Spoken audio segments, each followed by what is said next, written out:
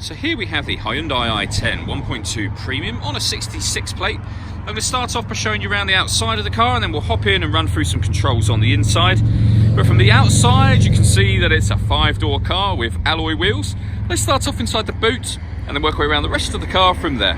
So as we approach the boot, you'll see we've got a 60/40 split folding rear seat and plenty of boot space as well, especially given the size of the car.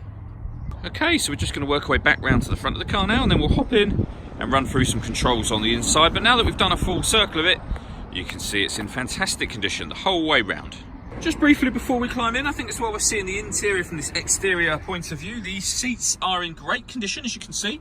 There's plenty to run through on the dashboard, so let's hop in and we'll do that right now. Okay, so now that we're inside the car, we're going to start with the dials. On the left-hand side, we have the rev counter, we have the speedometer in the middle, and then on the far right-hand side, we have the fuel gauge and coolant temperature gauges. In the middle at the bottom, you can see the total miles on this car, which are 27,311. You can change information displayed directly above that by using a button on the steering wheel for various different bits of trip computer information, and that button is this one here that says trip on it. Above that, we've got cruise control and speed limiter. On the left-hand side, we have stereo controls. And then beneath that, we've got some phone controls. So we've got the ability to answer and end phone calls. We have also got voice activation for the phone just there. So if you hit that button, ask it to dial anyone in your contacts list, and it can do that for you without you having to take your phone from your bag or pocket. That is, of course, once you've paired up your phone, and that is done on the stereo screen in the center just here.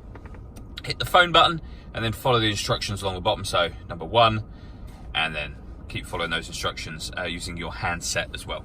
You can see this car's got FM and AM radio. You can get the different frequencies up by hitting this button up in the top left here. When it comes to your own music, you've got the CD player. This car's also got auxiliary and USB inputs as well. So plenty of ways to listen to your music. Below that section, we've got the air conditioning. So temperature, fan speed, direction you'd like the air to be distributed in. Hit that button to turn the air conditioning on, and then of course the same again to turn it off. You've got your rear heated screen just there. And over this side you can either bring in fresh air from the outside of the car or recirculate the air that's in the car. This one is a great way of heating it up or cooling it down quickly, depending on the temperature that you set using this dial, of course. Underneath that, we have a 12-volt charging socket, the auxiliary and USB inputs that I mentioned before, and you can close that over. And finally, a 5-speed manual gearbox. All that leaves me to say is thank you for taking the time to watch this video. If you'd like to come and see the car in person and have a test drive, please feel free to call any of our MJA sites. We'd love to hear from you soon.